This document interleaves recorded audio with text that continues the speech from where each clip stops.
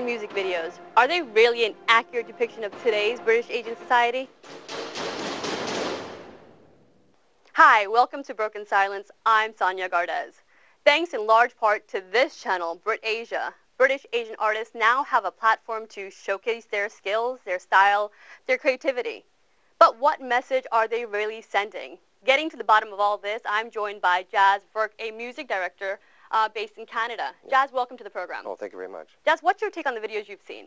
Actually, I've never seen any of the videos until I got here 2 weeks ago. Oh, right, okay. Because in Canada, we don't have much of an outlet. It's a YouTube culture. Mm-hmm. So all the work that I do for my client base, which is Birmingham and London, England-based, and India, right, never got a feeling of it in the last 4 or 5 years of working in the Asian market. Well, now that you've seen these videos on Brit Asia, what is your take on the videos you've seen? Well, there's a culture here. There's an actual, rooted culture where it's supported by new artists, younger, older artists, and the industry. Mm-hmm. I haven't seen that. Like, I've seen it in India because it's so big there, but to see it here for the first time, to see where I fit in and my work on TV I've never seen my work on TV. Yeah. So sitting around watching your show 24/7 for the last few days and weeks. Well, you mentioned that you were shocked by what you saw. I was happy, yeah. I was like, wow, I did not know it was so inbred. Everybody's into it, and they're so proud and honored to be. So I was like floored. Right. And I'm glad to be part of it. Right, okay. So do you think what you see in these videos, do you think it's an accurate depiction of what the British Asian culture is today? Oh my God. Life, imitating art, all that kind of stuff. Or vice versa. Yeah. The thing is, okay, I've been doing stuff where I could not be part of the culture. So I was doing stuff just based on what I wanted to do, disconnected from the community. And now seeing what everyone's doing here, no, it is the community. Like it feeds on each other. Right. And there's a,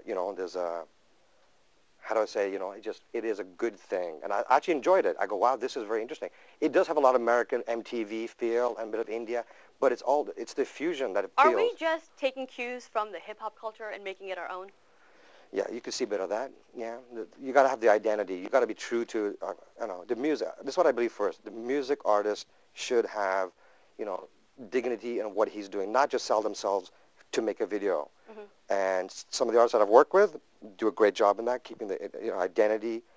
But there are some artists that don't have the money that want to get on air and make it a little bit controversial. Do you think that the videos you're seeing, that they've got this formula right. of what an Asian music video should look like? Right. So you've got to have your flashy car, you've got to have some alcohol, you've got to have a club shot, and you've got to have some hot girls. And that's the formula. Everybody's copying it. Do you think that's what's going on here? That's what I've seen. I don't do that.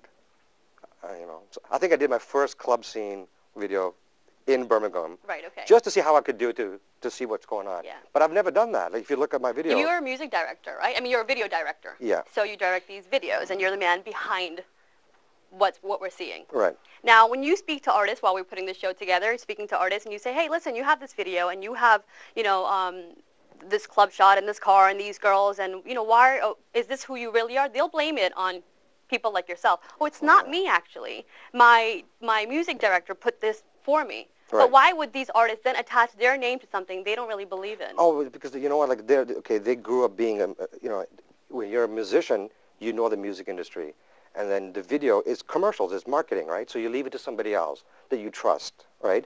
And hopefully have a relationship with, right? Yeah. And you go that route. So I don't know what those relationships are, right? I know my relationship with my artist. Yeah. And the videos, tell us about the videos that you've done. What's been your inspiration? Where are you getting your vision from? Well, basically, I didn't even know any of the artists or the music scene because I was in Toronto. Yeah. You're from New York, so you know how it is. Right. We're kind of completely, part of the American MTV, hip-hop, R&B, English mainstream market. And so once I started working with the artists, I go, okay, well, let me see what's going on in India and England. Mm-hmm. And I go, okay, so that's what they're doing there. Well, how about I do what I'm comfortable, do something different? Mm. So my first video that I did was Romeo. Right. Had no idea how well it's going to do. Mm-hmm. It was never done a hardcore, real, pure hip-hop video with Bangla artist Jazzy B. And my understanding is it did well. It did really well, raised the bar.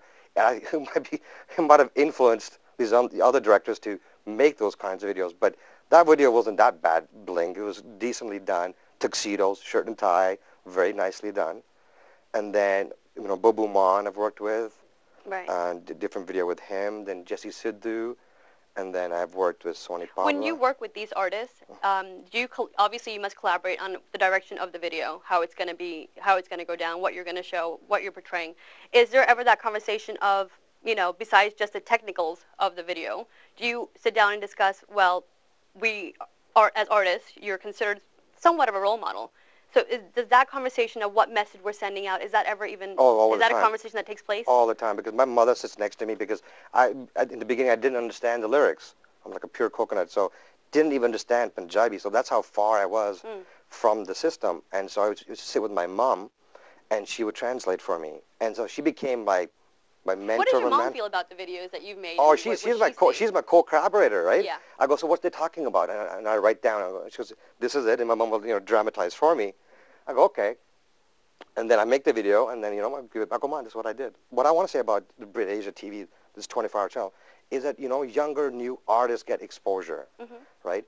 Sure, they may not have control of the way it is done, but it's not overt. I don't think it's done. I think it's done.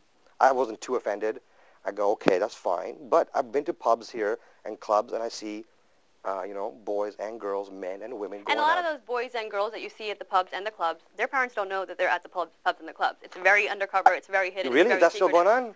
Oh, yeah, that is still going on. I mean, and I'm sure there's going to be people that are going to disagree with me, but that is the bottom line. The girls that you do see at the clubs, Right. maybe half of them have parents are Yeah. aware of this. The other half, their parents think they're at their friend's house studying or they're at the library. Wow.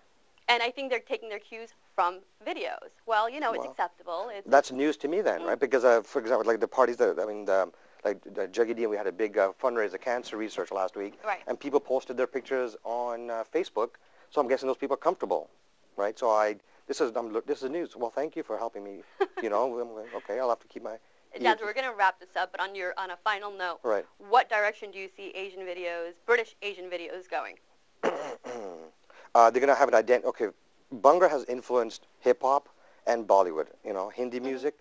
Bhangra from Birmingham, from England, from London, has influenced hip-hop. And all I can see is that I'm so proud to be part of this. Wait, you're saying that Bhangra has influenced hip-hop? Oh, yeah, like there's no other culture that I know of that has crossed boundaries to be part of. Don't you think that Bhangra is completely influenced by hip-hop? Don't you think it's the other way around? No. Bhangra, when the folk music, if you go to the original, that was our music. And of course, with electronics and making the beats, it was its own thing. Of course, there's a fusion. But hip-hop has embraced Bhangra, in my opinion, right? Well, Well, I'm not saying that we invented hip-hop. What I want to say about the Brit Asia TV, this 24 hour, but the Bhangra is not hip-hop. Bhangra is Bhangra. It's folk music. Speaking to people before this show, talking about, videos, and a lot of people were of the opinion that the videos that we're seeing on Brit Asia are just people trying to be black. No, I think Punjabis are tough people. I think they are who they are, and they were tough before. If you go back before this music video revolution, the music was saying it back then. It's just that now there's a bit of fusion. So you don't think we're all trying to be gangsters? We're all trying to be taking on a different I see cultural that. identity? No, of course I see that. I see that as well. No, I see that. But I think that happens in all communities, not just us. But we still have Punjabi lyrics and Punjabi instruments and music here in our music. So. Right. I'm Jazz, proud. it's been great talking to you. Thank you. We have a lot more to go through. We'll be back after this short break.